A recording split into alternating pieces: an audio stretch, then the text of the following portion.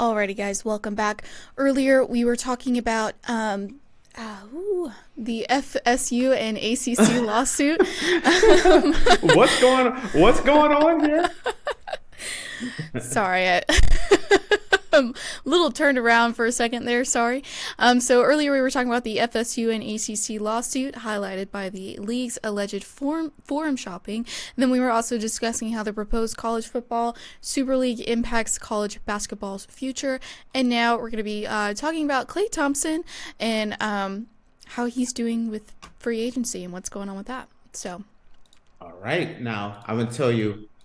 I ran out real quick because I had a couple friends of mine that's mhm. from Germany that just got in, and so I had to run over and say hello to them, and then Faith ran out as well. So, Yeah, it was a quick bathroom break for me. uh, so I'm gonna check my camera too. I'm gonna check a different camera, see if it works. Oop. Yes, okay.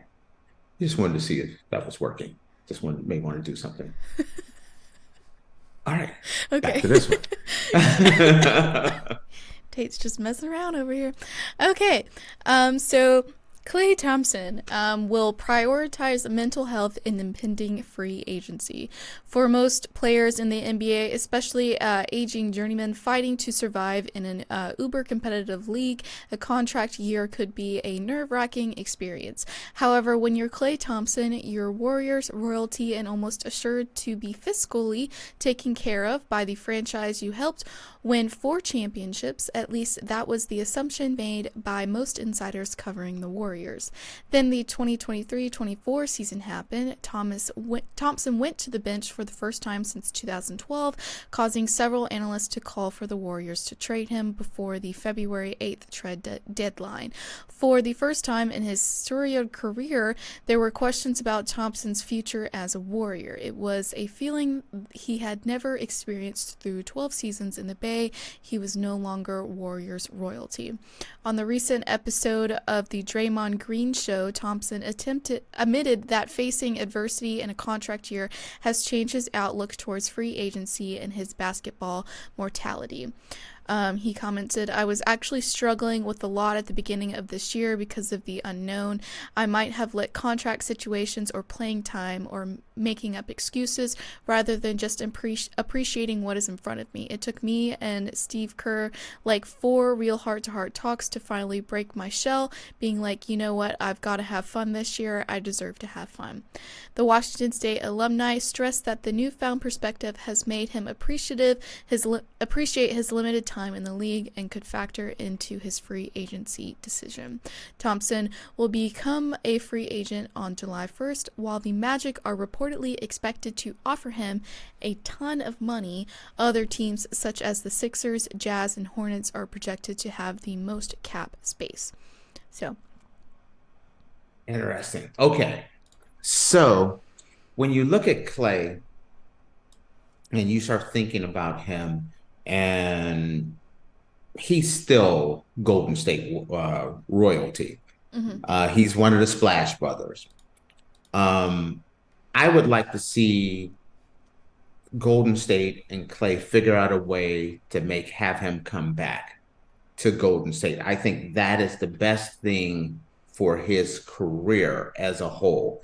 Sometimes one of the biggest mistakes I think a lot of players make when they get older is the team is starting to change, their game is starting to slip, and playing time becomes so much more important to them that they don't think about their legacy. They feel like they still have a lot more time left in their career. Mhm. And so they end up going to another organization where that organization gets a year or two out of them, then they kind of toss them away, and then it spirals out of control from there.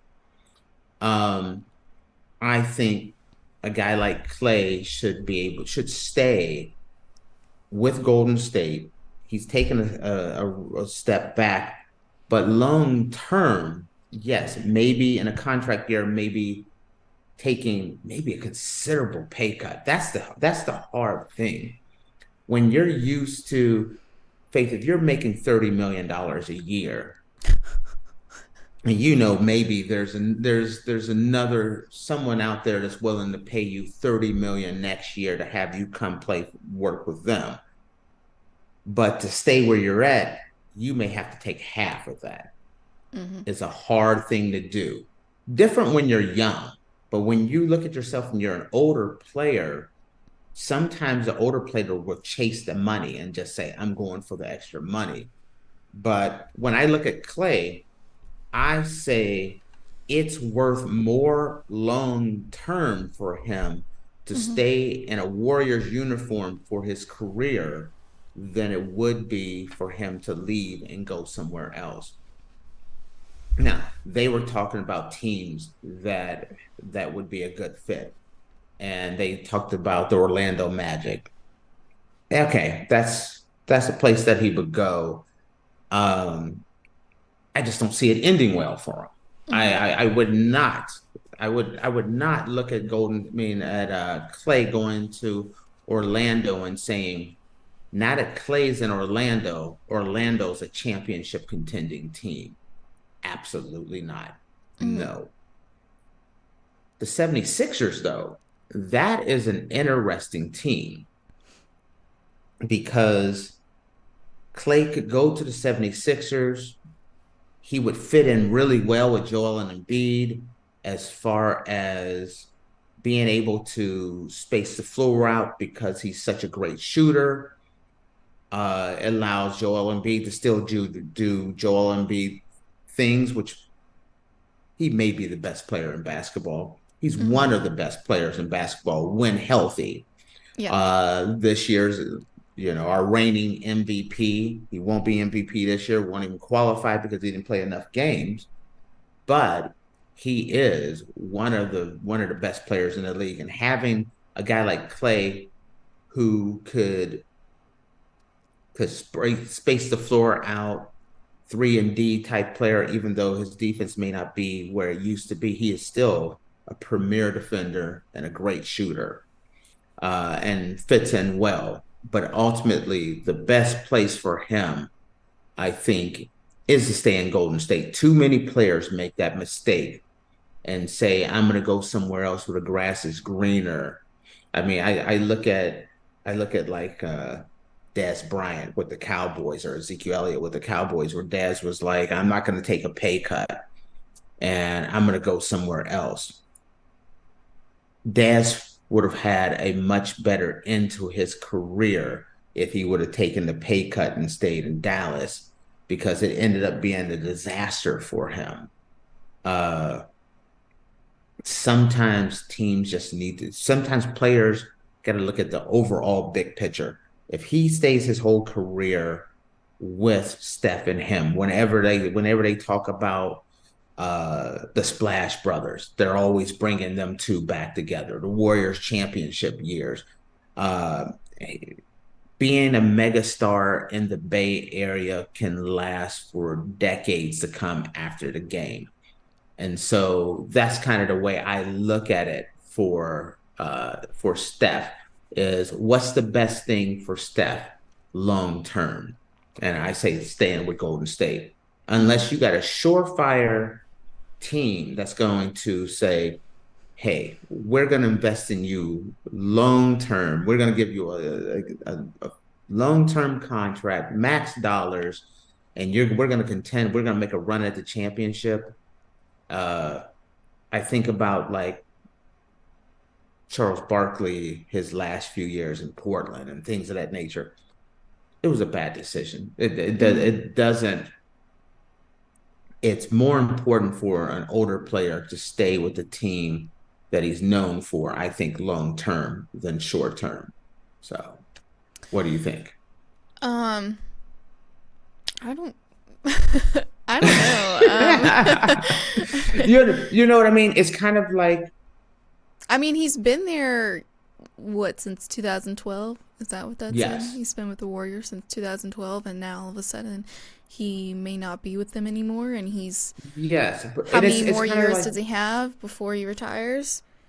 players. That's the thing. Players sometimes are the last ones to know that their career is on the downslide. I think Hmm. Clay is a little bit more self-aware and he kind of realized, hey, I'm not, I need to not, I need to come off the bench. Yeah. Also, the fact is, you've come off of two massive injuries, and now you come back and you're not the same player anymore. Mm-hmm. In a contract year, just mentally, it's a hard thing to be like, ooh, I gotta have a big year this year. It's important that I have a big year because I want to be able to stay in at Golden State. I want to get a big contract and I want to do this, and this. Mm-hmm. And then you start playing and you're not playing as well as you were hoping to. And so it becomes a mental thing. I need to play better. I need to play better. So you start pressing. When you start pressing, your game is in trouble. Mm-hmm. And so you start to slide. And it's costly as well. And I've heard people say when you talk about Klay, maybe the thing that Klay needs most is a change of scenery. And a change of scenery could inject some energy into his game. But long term, I look at it as where should he be for long term stability? To be, he's a warrior in everyone's mind, Golden State Warrior, and I would hate to see him leave. You know, you when you start thinking about this championship dynasty of the Warriors, you think Steph, Clay, Draymond. It's I would like to see the Warriors keep them together. It's kind of like Magic, Kareem, and Worthy. Uh, you look at the Bulls, and it's like Pippen going and playing for I think it was Houston or Portland. I can't remember where he went to. It didn't end well for them. They Mm-hmm. had a decent team, but it doesn't. I don't think it ends well for them. So, Mm.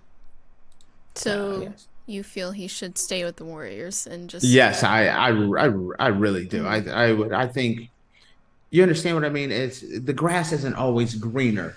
Mm-hmm. There's a difference between you're our homegrown guy and you're the guy that we just brought in as a hired gun. Mm-hmm. The loyalty from the organization is not the same. Mm-hmm. The minute they look at you and you're like, oh, your game, his game isn't what we thought it was gonna be. They're not gonna look at you and say, hey, he's one of our guys. It's like he's a piece. We got to Mm-hmm. get rid of him. We gotta move on from him. We got to send him to the bench. People don't care, about your feelings any longer. Right. But when you're that homegrown talent, it's a delicate conversation. We gotta take it. We consider not only what's best for the team, but what's best for Clay because he's family. Mm-hmm. And that's the reason why I look at it and it's just like it's the right move. Yeah. So, all right. Well, all right, guys. Well, with that, we are going to take a quick break, and when we come back, we're going to dive into our Thirsty Thursday segment. So make sure you guys stick around, and we'll be back in a minute.